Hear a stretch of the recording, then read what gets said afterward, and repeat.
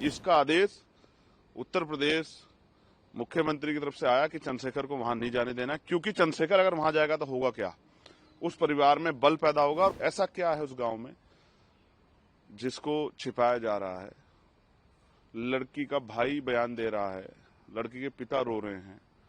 जब इतनी पीड़ा में थी तो मेरा एक नैतिक कर्तव्य है, और मेरा नहीं, हर व्यक्ति का जो बहन बेटियों के सम्मान की लड़ाई लड़ना चाहता है, कि उनको जाके उस दर्द को बांटना चाहिए, उनकी मदद करनी चाहिए। लगातार जिस तरह से फिल्मी वो होता है, मेरी गाड़ी के सामने लाके गाड़ी लगा देना, फिर मजबूरी में मुझे ऐसा लगा कि कोई बड़ी घटना न घट जाए, मैं बाइक से चला गया। पुलिस मुझे खोजती रही, पिस्टल उनके सर पे लगी हुई है, वो बंदूकों की नोक पे है, इसलिए वो रो रो के इंतजार कर रहे हैं कि चंद्रशेखर वहां जाए। लेकिन ये गूंगी, बहरी और तानाशाही सरकार नहीं चाहती कि चंद्रशेखर जाके उन परिवारों की आवाज उठाए। देखिए, मामला तो इतना जघन्य है कि अगर कोई वास्तविकता में उस दर्द को महसूस करे तो वो रो पड़ेगा। इतना दर्दनाक है कि एक माँ जो, क्योंकि माँ और पिता एक ऐसा रिश्ता है, बच्चों के लिए वो सुरक्षा कवच होते हैं, छाया होते हैं, हीरो होता है पिता और माँ ना। वो उनके लिए कुछ भी कर सकते हैं। बेटा पिता से कोई डिमांड कर देता है और पिता उसको पूरी कर देते हैं। कहां से करते हैं, कैसे करते हैं? अपना जूता नहीं खरीदते, जरूरत के समय अपनी जैकेट नहीं खरीदते और आवश्यकता सामान नहीं खरीदते, लेकिन करते हैं।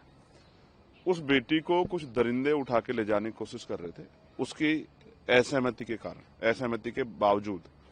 तो एक माँ ने, जैसा हमेशा होता है भारत की संस्कृति में कि माँ अपने बच्चों की रक्षा के लिए आगे आती, माँ आगे आई और मुकाबला जब करने लगी तो उन दरिंदों ने उस माँ को धारदार हथियारों से उनका सर कुचल दिया। उस बेटी को वो अगवा करके ले गए और उस माँ को जो है उसकी निर्मम हत्या कर दी। सभ्य समाज में किसी भी जाति धर्म के लोग हों, चाहे वो मेरठ के हों, उत्तर प्रदेश के, देश के जिन लोगों ने देखा, जिनके घर में बेटियां, उन सारी माओं को तकलीफ हुई होगी कि इस तरह का जघन्य अपराध की कोई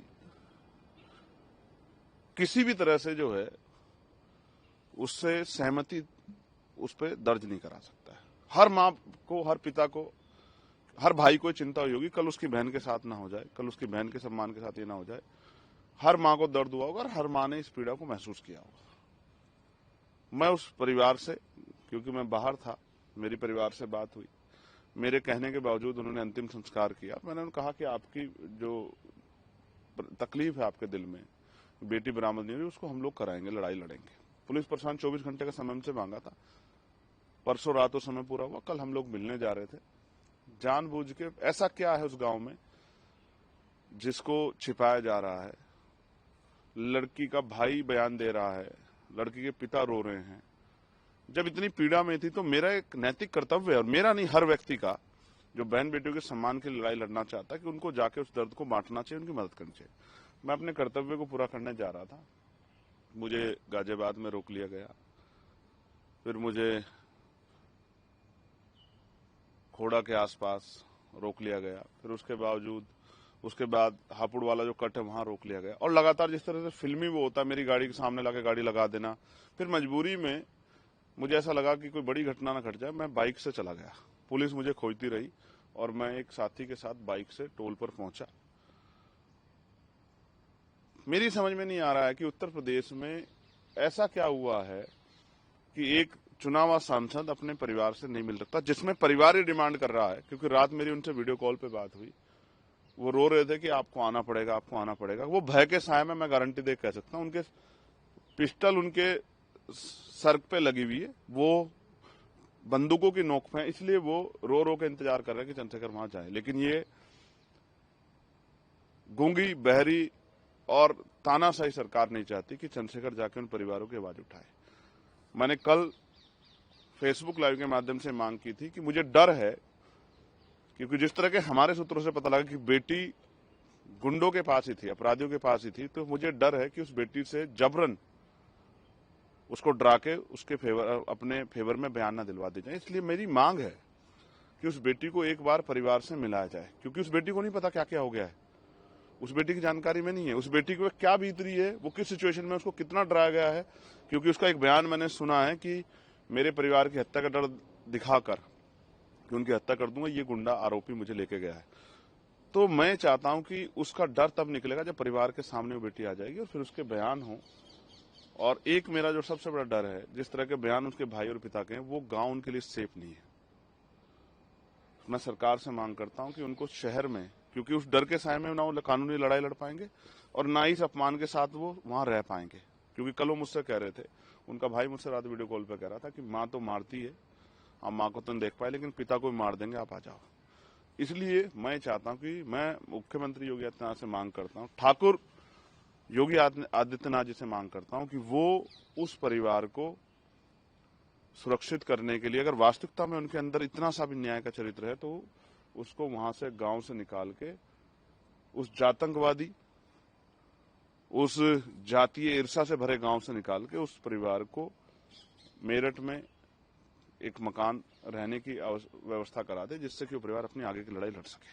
तो आप क्या चाहूंगा, जब तक मैं अपने परिवार से नहीं मिलूंगा, उनके हालात नहीं जानूंगा। मैं यही समझने की कोशिश कर रहा था कि वहां मीडिया को बैन कर दिया, जाने से रोक दिया। क्यों रोक रही थी? पुलिस क्या कर रही थी? क्या कुछ नहीं है उनके पास कहने को।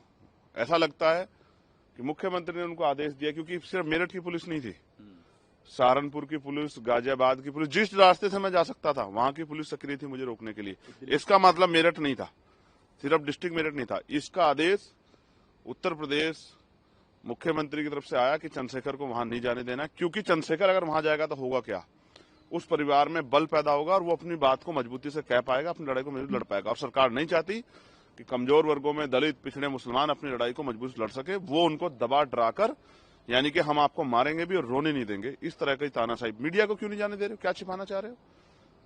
बीजेपी के नेता तो कल भी वहां गए हैं, तो ऐसा क्या था कि एक चुना हुआ सांसद वहां नहीं जा सकता? उसका कारण मात्र ये था कि चंद्रशेखर जाएगा तो उस परिवार में बल पैदा होगा, उनमें बल पैदा ना हो और वो तड़प तड़प के वहीं मरे, डरे, वो अपनी बात ना कह पाए। इसलिए, क्योंकि जब मैं उनसे वीडियो कॉल बात कर रहा हूं, उनके चारों तरफ पुलिस खड़ी है, वो क्या कह पाएंगे अपनी बात को?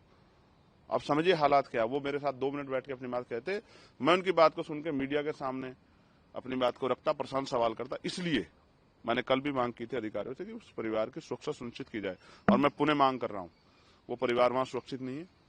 उस परिवार को वहां से निकालकर शहर में कहीं जो है उचित रहने की व्यवस्था कराई जाए, उनको मकान दिया जाए, आवास दिया जाए और उनको सुरक्षा दी जाए। जब तक ये नहीं होगा तो न्याय नहीं हो सकता। और अगर ऐसा नहीं होता तो मैं डंके की चोट पर कहता हूं कि इस प्रदेश में दलितों, पिछड़ों, मुसलमानों के लिए जो हालात हैं वो पलायन जैसे हैं और उनकी सुरक्षा किसी के भरोसे नहीं है। मुख्यमंत्री कहते थे हर चौराहे पे अगर कोई बेटी को छेड़ेगा तो यमराज बैठा, वो यमराज नहीं बैठा। गुंडों को संरक्षण करने वाले सरकारी नेता और उनके आगे मजबूर, जिस खाकी का हम लोग दिल से सम्मान करते हैं, वो खाकी मैंने मजबूर कल देखी। उनके पास शब्द नहीं थे ये बयां करने के लिए कि एक चुना हुआ सांसद अपने परिवार से क्यों नहीं मिल सकता।